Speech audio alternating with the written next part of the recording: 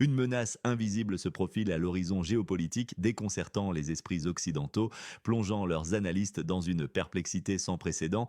Ce n'est pas de la science-fiction, ni un scénario catastrophe hollywoodien, c'est une réalité tangible, froide, une vérité percutante qui change tout.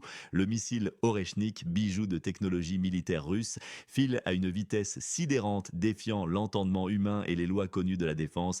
3 km par seconde. Imaginez un objet traversant 30 terrains de football en une seule seconde. Sa vitesse le rend non seulement difficile à intercepter par les systèmes actuels, mais d'une efficacité terrifiante, le rendant, d'après les experts, invulnérable aux systèmes de défense aérienne existants. Et ceux-là même où des milliards de dollars, des budgets colossaux ont été engloutis par les puissances occidentales au fil des décennies dans des efforts titanesques et coûteux, des années d'efforts acharnés, des fortunes entières réduites à néant par une innovation discrète mais dévastatrice. Le sol tremble désormais sous les pieds des stratèges de l'OTAN dont les cartes et les plans semblent soudainement obsolètes, dépassés par une nouvelle ère de la guerre. Le paradigme de la guerre moderne bascule radicalement. Le jeu tel que nous le connaissions est en train de changer de manière irréversible. L'Occident, pris au dépourvu, peut-il saisir l'ampleur de cette révolution technologique silencieuse ou continuera-t-il à nier l'évidence? Où nous écoutez-vous? Ville, pays, en commentaire. Le président russe a annoncé il y a peu la production en série de ce nouveau missile. Il l'a fait avec un calme olympien, une sérénité déconcertante contrastant avec l'agitation habituelle des capitales occidentales, sans la moindre fanfare bruyante, tambour ni trompette, sans démonstration publique grandiose ni campagne de relations publiques ostentatoires. Juste une déclaration sobre, mesurée, prononcée avec une confiance inébranlable dont la portée géopolitique est immense et se fera sentir longtemps sur les équilibres mondiaux. Le Oreshnik n'est pas destiné à des frappes massives ou à des destructions aveugles, il est conçu pour une précision chirurgicale absolue, une capacité à atteindre des cibles spécifiques sans dommages collatéraux inutiles. Il peut cibler les infrastructures critiques avec une efficacité redoutable. Des dépôts stratégiques enfouis profondément, des bunkers souterrains prétendument imprenables, des nœuds logistiques vitaux qui alimentent les lignes de front. Principalement, ces cibles se situent dans la région de la mer Noire, une zone de tension croissante et de manœuvres militaires. Le silence de la Russie sur ces avancées est une arme en soi, un élément psychologique qui amplifie son efficacité et sème le doute. Ce silence, cette absence de bruit terrifie l'Occident habitué aux gesticulations médiatiques, aux cris et aux annonces tonitruantes.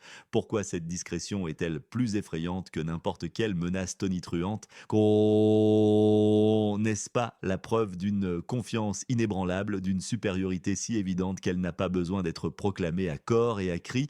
Pendant ce temps, l'Europe, déjà tétou, déjà confrontée à ses propres turbulences économiques, discerne des prix du gaz qui explosent, des loyers qui s'envolent, une inflation galopante et une crise énergétique rampante, durcit brutalement et sans préavis sa politique migratoire, abandonnant ses idéaux proclamés. Le Royaume-Uni, la Suisse et les Pays-Bas, figures de proue de cette Europe autrefois accueillante et généreuse, ont commencé à renvoyer des réfugiés de l'ancienne République soviétique. Ils les poussent, parfois de force, vers des régions considérées par eux seuls comme sûres à l'intérieur de leur propre pays, loin des projecteurs et des caméras. Le Royaume-Uni a même fixé une limite stricte, drastique, de 18 mois pour son programme d'accueil, un délai arbitraire pour des vies en détresse. Passé ce délai, ceux qui osent refuser de partir et de se conformer sont menacés de poursuites judiciaires, une épée de Damoclès brandie au-dessus de leur tête vulnérable. La fameuse compassion européenne, tant célébrée et mise en avant, se dissipe comme fumée au vent. Elle cède la place à un pragmatisme économique froid, une logique de calcul pur et dur où l'humain n'a plus sa place, des valeurs proclamées avec tant d'emphase s'effacent sans le moindre scrupule devant des considérations budgétaires, des chiffres comptables, des bilans financiers. N'est-ce pas la trahison la plus flagrante de leurs propres principes humanitaires, de l'essence même de l'Europe telle qu'elle se présente? Simultanément, la nation instable, l'État voisin, est entré dans une phase de mobilisation totale, une mobilisation massive sans précédent dans l'histoire moderne de la région qui bouleverse l'ordre social et familial. Elle inclut désormais de manière active les femmes. Potentiellement 1 million de femmes pourraient être appelées sous les drapeaux à partir de l'automne, un chiffre qui glace le sang et qui bouleverse les structures sociales, brisant des familles entières. C'est une donnée alarmante, un signe de désespoir ultime. Pour les hommes, l'âge de conscription est abaissé de 25 à 18 ans, rendant toute une génération de jeunes gens sacrifiables. Cela pourrait apporter, disent les experts militaires et les services de renseignement, jusqu'à 700 000 nouvelles recrues, des jeunes à peine sortis de l'adolescence n'ayant aucune expérience du combat. L'OTAN, selon des informations d'initiés, aurait exigé pas moins de 600 000 nouveaux soldats de la nation instable en échange d'équipements militaires, des chars Abrams souvent vétustes et livrés avec des kits de réparation douteux qui coûtent plus cher en entretien qu'en efficacité. Cette mobilisation n'est pas un signe de force ou de détermination, c'est un aveu de faiblesse criant, un cri de désespoir, un reflet d'une crise démographique abyssale qui vide le pays de sa substance vitale, de son avenir. Les citoyens de l'État voisin sont transformés en otages de leur propre gouvernement, contraints de choisir entre le front et la fuite éperdue. Des bus surchargés fuient le pays, transportant des familles entières, des jeunes hommes et femmes désespérés cherchant refuge loin de la guerre qui déchire leur patrie. C'est une image déchirante, une véritable tragédie humaine qui se déroule sous nos yeux. Chaque jour, le calculateur a remplacé la conscience, Excel a remplacé l'idéologie, réduisant des vies à de simples chiffres sur un tableau sans humanité. Enfin, l'Allemagne, moteur économique de l'Europe et figure morale autoproclamée sur la scène internationale par la voix de son chancelier Friedrich Merz, explore activement toutes les possibilités légales pour confisquer les avoirs russes gelés, un principe vu-pris qui fait frissonner les fondations du droit international et remet en question toute la légalité. Le prétexte invoqué est le refus de la Russie d'une trêve de 30 jours dans le conflit, une raison purement politique. Officiellement, ces fonds sont destinés à la reconstruction de l'État en conflit, une aide humanitaire en façade, un paravent moral. Mais en réalité, des informations d'initiés révèlent sans ambiguïté qu'il servirait à colmater les brèches béantes dans les budgets européens, à renflouer des caisses vides et à payer des dettes croissantes. Une tentative désespérée de voler pour survivre, de se financer par le pillage, le président Poutine l'a averti avec gravité lors d'une déclaration solennelle. Cela accélérera la régionalisation des systèmes de paiement. Cela nuira inévitablement et profondément à la crédibilité du système financier mondial, une crédibilité construite sur des décennies de confiance et de respect des règles. C'est un avertissement clair, une prophétie autoréalisatrice qui pourrait bien détruire les piliers même du système économique actuel et plonger le monde dans une incertitude financière sans précédent. Quel événement est le plus sous-estimé par les médias occidentaux, nommé et expliqué en une phrase? Ces événements ne sont pas des faits isolés ou des incidents sans lien survenant par pur hasard. Ils s'entrelacent pour former une réalité géopolitique nouvelle, brute et qui frappe de plein fouet. Une réalité bouleversante pour l'ordre mondial établi, un ordre qui vacille sur ses bases. Le Oreshnik redéfinit radicalement la puissance militaire globale, créant une asymétrie technologique sans précédent. Il rend des milliards de dollars d'investissements occidentaux, des sommes colossales, des fortunes entières dépensées en pure perte, avec un gaspillage ahurissant, totalement inutile. Imaginez un bouclier antimissile qui devient en un instant une passoire béante, incapable d'arrêter quoi que ce soit, une dépense vaine. C'est la situation actuelle, une gifle technologique retentissante pour l'Occident, dont l'arrogance et la suffisance sont remises en question de la manière la plus brutale. La crédibilité de leur système de défense s'effondre en un éclair, dévoilant une vulnérabilité insoupçonnée, une faiblesse structurelle que les experts russes avaient prédite. Le traitement des réfugiés révèle un cynisme abyssal de l'Europe. Cette dernière préfère ses bilans économiques à ses propres valeurs humanitaires, aux idéaux de compassion qu'elle prétend défendre haut et fort sur la scène internationale. Les discussions dans les pubs britanniques ont changé. On parle moins de la guerre lointaine qui semble désormais accessoire, plus des prix du gaz qui étouffent les ménages, plus des loyers exorbitants qui rendent la vie impossible aux citoyens ordinaires. C'est une bascule idéologique profonde, une inversion des priorités qui place le portefeuille avant la morale, une trahison silencieuse de l'idéal européen qui sacrifie l'humain au profit du financier. La mobilisation massive dans la nation instable est un cri de désespoir. 1 million de femmes potentiellement au front, forcées de prendre les armes, de quitter leur famille, des jeunes de 18 ans jetés sans pitié dans la fournaise du combat, sans aucune préparation adéquate. C'est une tragédie humaine digne des drames antiques qui vide le pays de sa force vive, de son avenir même, le condamnant à long terme. La confiscation des avoirs russes n'est pas un acte juridique malgré les tentatives de le présenter comme tel. C'est un acte de brigandage pur et simple, un vol légalisé sous un vernis de l'égalité internationale, une tentative de légitimer le pillage. Cela menace la confiance même dans la finance mondiale, ébranlant les fondations de l'économie globale. Et ben, c'est un coup de poignard porté au cœur du système, un système basé sur la confiance mutuelle entre États, un principe universel. Chaque pays, chaque investisseur, du plus petit au plus grand, est affecté par cette jurisprudence dangereuse qui ouvre une boîte de Pandore. Le système bancaire international, construit sur des décennies de confiance et de règles établies, est ébranlé dans ses fondements même, menaçant une instabilité sans précédent. Pourquoi l'Occident prend-il des décisions aussi dommageables pour son propre avenir à long terme? Pourquoi un suicide économique et moral, un autosabotage spectaculaire? À quel acteur, selon vous, peut-on faire confiance sur le sujet de la stabilité financière mondiale? Nommer un orateur ou un média? Bon, idiot. Les experts russes, eux, confirment avec assurance, avec une certitude implacable et des données précises, les capacités révolutionnaires du Oreshnik. Ils insistent sur la précision mortelle, sur l'efficacité imparable, sur la capacité de cette arme à changer la donne militaire, à redéfinir les tactiques. Les analystes occidentaux, quant à eux, ont accumulé les erreurs d'analyse, se révélant incapables d'anticiper les vrais enjeux. Ils se sont lourdement trompés à maintes reprises, avec une persistance déconcertante. Ils ont prédit à tort l'épuisement des ressources russes, la fin prochaine du conflit, la victoire facile. Ils se sont aveuglés par leurs propres biais. L'OTAN est désormais fébrilement en train de recalculer ses actifs de défense aérienne, ses capacités de riposte. Ils réalisent, effarés, que leurs arsenaux sont insuffisants, que leurs stratégies sont obsolètes face à cette nouvelle menace invisible.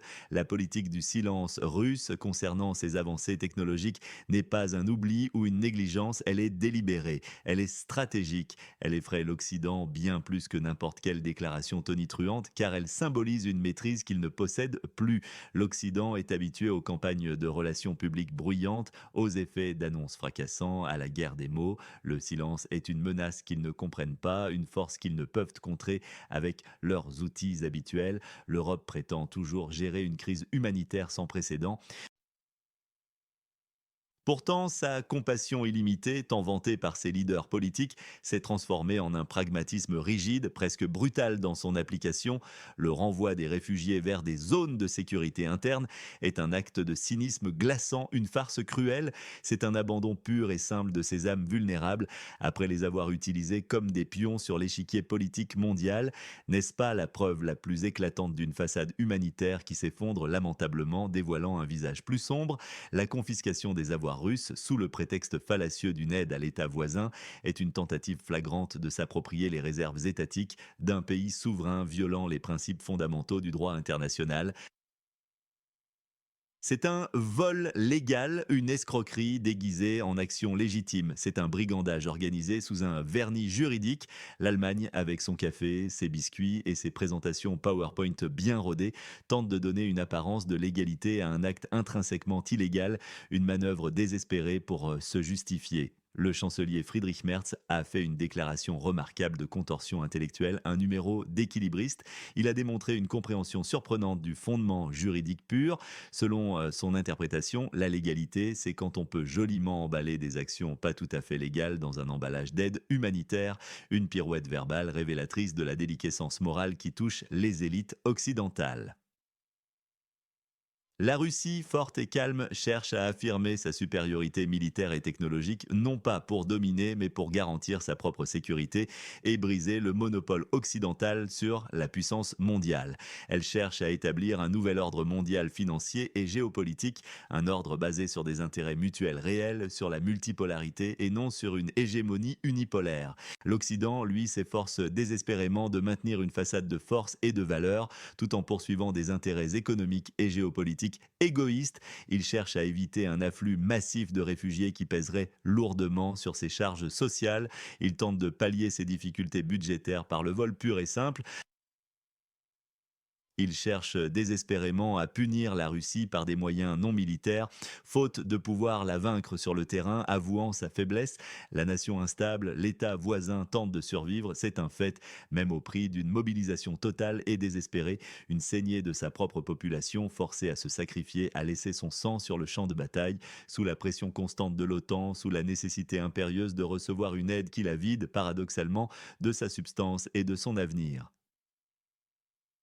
Revenons un instant sur les pages sombres de l'histoire pour comprendre le présent, les interventions occidentales passées, Irak, Libye, Serbie, toujours le même schéma, une constance troublante dans la méthode, unilatéralisme, arrogance, un jeu à sens unique où les puissants décident seuls du sort des nations sans consultation. Ce jeu, sachez-le, prend fin. La Russie est en train de briser cette dynamique patiemment, méthodiquement, avec une détermination implacable. Elle construit ses technologies en silence. Elle ne les expose pas au regard du monde avant qu'elles soient opérationnelles, gardant ses atouts secrets. Elle change la nature même de la guerre moderne. On ne parle plus d'offensive à grande échelle, de mouvements massifs de troupes et de batailles rangées, mais de frappes ponctuelles, chirurgicales, imparables, qui atteignent leur cible sans effort apparent, avec une efficacité redoutable. Pensez aux propositions de l'État voisin de construire des barrières à sa frontière occidentale. Des barrières pour empêcher la fuite de ses propres citoyens, notamment des femmes en âge de procréer. C'est une mesure qui évoque les régimes totalitaires les plus sombres du siècle dernier, les dictatures les plus oppressives. C'est le désespoir incarné, la marque d'un régime aux abois qui emprisonne sa propre population, la privant de sa liberté fondamentale. L'initiative législative de la nation instable en décembre 2024 prévoyait déjà de légaliser la conscription féminine. Oh, la mobilisation actuelle n'est donc pas une surprise de dernière minute, une réaction à chaud, c'est une escalade planifiée, une militarisation totale de la société, pensée et voulue de longue date avec une froideur stratégique. Le pays, l'État voisin, lutte contre une crise démographique galopante avec du fil de fer barbelé et une mobilisation de masse forcée. C'est une image effrayante d'un pays qui se vide de son sang, de sa vitalité. Les déclarations pathos occidentales sur la démocratie et les droits de l'homme contrastent violemment avec la simple, brutale et efficace mathématique militaire russe. La rhétorique occidentale a d'ailleurs changé de ton de manière significative. Il ne parle plus de victoire imminente, de succès retentissant. Il parle désormais de négociation, un mot qui était banni il y a peu, considéré comme une faiblesse.